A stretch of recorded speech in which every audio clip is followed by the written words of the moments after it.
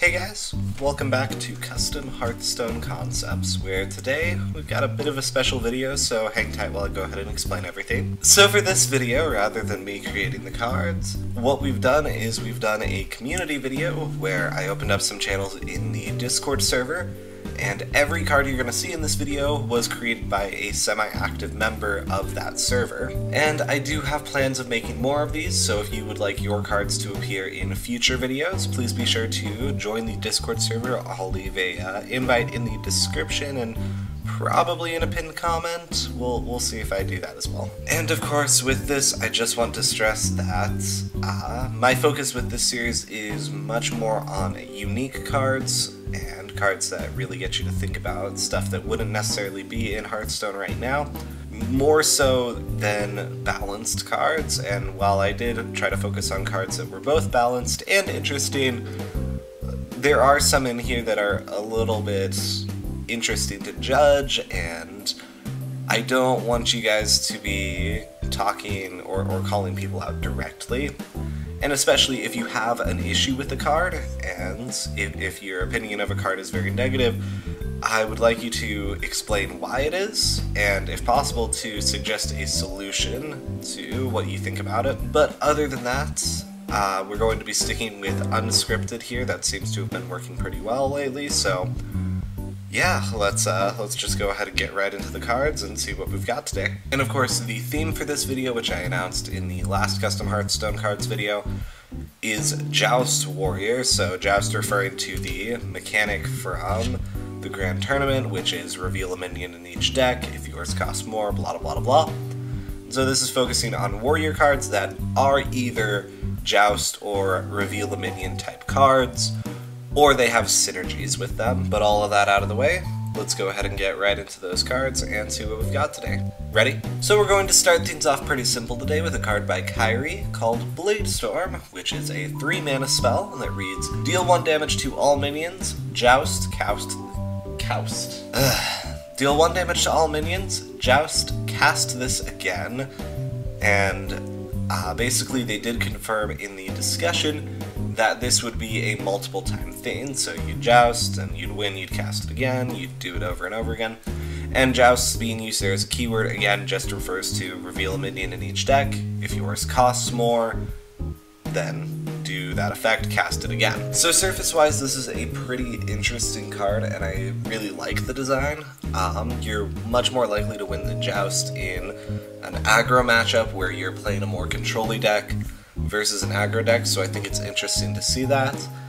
And, you know, comparatively, if you have something like, you know, an Enrage effect or Battle Rage, you might only want to hit your side of the board once, so comparatively you could kind of play around that in a control versus control match, where you can kind of use your opponent's deck to your advantage by not winning the joust and by just hitting everything once. But the major difference should be pretty obvious. The big issue there is that it can be cast over and over again, and I think it's kind of comparable to Defile, because, you know, Defile is another deal 1 damage to everything, and it casts multiple times if it kills a minion each time. The big difference there, though, the big theme that sets these two spells apart, is that Defile is a card that you kind of have to set up, and so you might be trading weird or using other spells to kind of get the board to where you want it,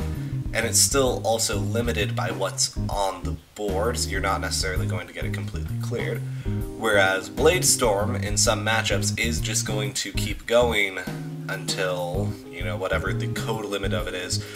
Defile, namely, can only be cast up to 20 times in a row, so Bladestorm would probably be similar. Again, though, I did stress at the start of this video that you shouldn't call out a card without offering a solution, and my solution to this card would be pretty simple. I would say that instead it should be 3 mana, deal 1 damage to all minions, joust, deal 3 damage to all minions, or deal 2 damage to all minions. So this version of the card would still create a powerful anti-aggro board clear, and there's still that aesthetic that if you kill some Death Rattle minions with the initial deal 1 damage, you can then cast it again and deal with the Death Rattle summon. However, this avoids the obvious situation where you're going to be casting it 20 times over, just repeatedly, and doing the extra damage ensures that you really don't want to win that Joust in some situations, which heightens that sense of the gameplay of trying to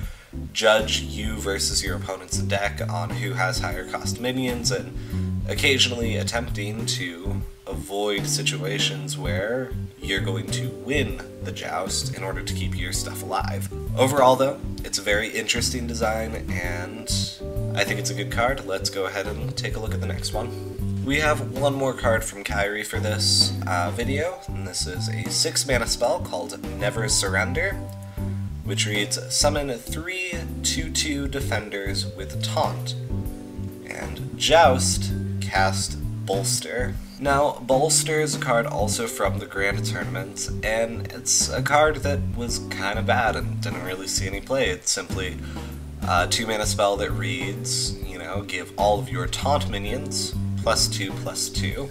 So this card, obviously, if you don't win the Joust, is not that great. 6 mana for 6/6 of stats isn't awful, but spread across 3 bodies, it kind of is. However, if you win the Joust, 6 mana to summon 3 4/4 taunts is absurdly good, and I would honestly say that, you know, against, like, Priest, depending on what else they've played that game, that could be pretty game-ending if you just have that on the board. But above and beyond that, there's the aspect that if you have other taunt minions already on the board, casting Bolster is even better because it would buff up those ones as well. So overall, I really like this card. I think it's a very powerful card. I might honestly increase its cost, but then you get into the issue that the 2/2s with Taunt are just so much weaker. So there's a bit of an interesting middle ground to try and find there and try and figure out. But overall, it's a great idea, and I don't know, I just love the aesthetic, I love how it would work. So, our next card comes from Stockdiv, and it is Idolizing Squire. It's a 3-mana, 3/3 minion with Battlecry. Reveal a minion in each deck. If yours costs more, gain its keyword. So that's exactly what a Joust is without calling it a Joust. And this card is a very interesting one, although I'm not sure how it would do in Warrior. So to clarify, keywords would be stuff like Taunt, Lifesteal, Divine Shield, Wind Fury, and the biggest issue that I see with this card is the minion does still have to cost more. So while obviously hitting this with something like the, you know, 2-mana Rush Lifesteal minion and getting you 3-mana 3/3 with Rush and Lifesteal would be pretty good. Unfortunately, that minion is 2 mana, so the chances of it winning the Joust are very, very low, and having it in your deck is honestly going to make it much less likely that you'll win any of your Jousts. A lot of high-cost Warrior and neutral stuff has Taunt, so that's an obvious option, and then you could also have something like Sunwalker with Taunt and Divine Shield. That would also be a good option. Or even if you could find something that's high cost with Taunt and Lifesteal, that would definitely be a pretty good card to have there. But unfortunately, I don't think this card has that much support in Warrior. Now, if this was a Paladin or a Shaman card, I think this card would be amazing, but unfortunately that's not what the video was about, so it is what it is. Overall though, it is a fantastic proof of concept. I don't think it's too powerful at all. Honestly, I think it could be a 3-mana 4/3 with the same text, and it would still be pretty balanced there. But yeah, at any rate, let's go ahead and move on to the next 2 cards, because as you'll see here, these next 2 kind of go together. So these 2 cards come from Ol Buckaroo, who is a very active member of our Discord server. And as you will see here, they very much go together. Balance-wise and gameplay-wise, I have some issues with them, but aesthetically speaking, these cards are amazing. So we're going to go ahead and start with Hippo, the Low Society Pleaser. He's a 2-mana 2/2 legendary with Battlecry. For the rest of the game, Joust will be in favor of the lower cost minion, and gameplay-wise, I do love this one, because it is a card that is so obvious and makes perfect sense, but it completely changes Joust and completely changes it for this class. With a card like this, and if Warrior had some other Joust-based cards, what you could do is you could have a really low-cost, aggressive Joust deck where you didn't need any sort of Joust winners, because the idea would be, you know, kind of like Keleseth, you would just play Hippo eventually and it would make that part of your deck so much better. However, those cards wouldn't be improved until you played Hippo, so it would kind of balance out and it wouldn't be too broken. Overall, though, there's honestly not much more for me to say about this card. I absolutely love its design, and we should start getting into the next one here.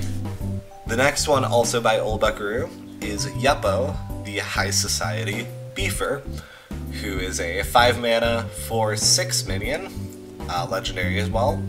That reads, if an enemy jousting minion costs at least 3 or more than yours, add a copy to your hand. So this is kind of the other side of that, where, you know, while Hippo focuses on buffing up your little guys, Hippo doesn't buff up your big guys, but helps you get some big guys. And again, there is some obvious synergy there with the aggressive style Joust decks, where you still win them, but you also get a copy of the minion.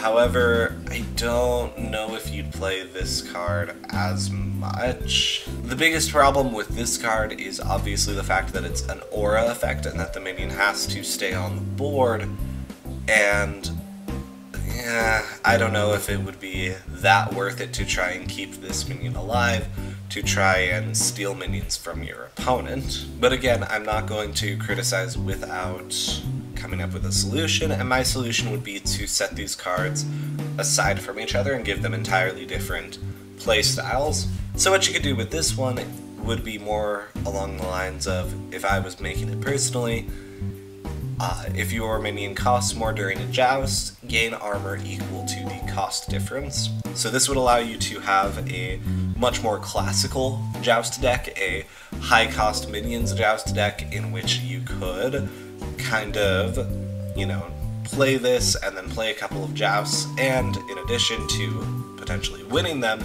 if you win them you can gain some armor on the side, which also helps with the biggest issue of Joust decks, that they tend to be very top heavy and come out very late game when they've already taken a lot of damage. But overall though, I do like both of these cards a lot, and aesthetically these cards make me incredibly happy. They are so well themed. At any rate, we have one last card for the video, so let's go ahead and get to that and move on from there. And for our last card from Dan the Chris, we have Garrard's Champion, which is a 5-mana 5/5 minion with Inspire, or rather, whenever you use your hero power, gain +1 attack. Reveal a minion in each deck. If yours costs more, also gain +2 health. Now, this is an interesting card because it's kind of comparable to Cravaldier's Raider, and so I don't think it's a very good card, but the concept of a joust attached to a repeating effect is something that I find interesting, and so that's why I included it. Again, I don't like criticizing cards without offering up a good alternative, so my alternative to this one would be to give it Taunt at the very least, so that there was kind of a reason to play this over Cravaldier's Raider, which is again a 5-mana 4/4 Inspire, gain +2/+2, and just a lot more consistent. But overall, the idea of, you know, a ongoing joust, mixed results where you may get the joust, you might not, is something that's interesting to me, and so that's why I included this card. And yeah, overall just something that's a bit weird to look at, a bit weird to discuss, and I don't know, I'd be interested in seeing a repeating joust effect. Thank you guys so much for watching. Again, if you want to take part in a future Custom Concepts community video, then be sure to join the Discord server.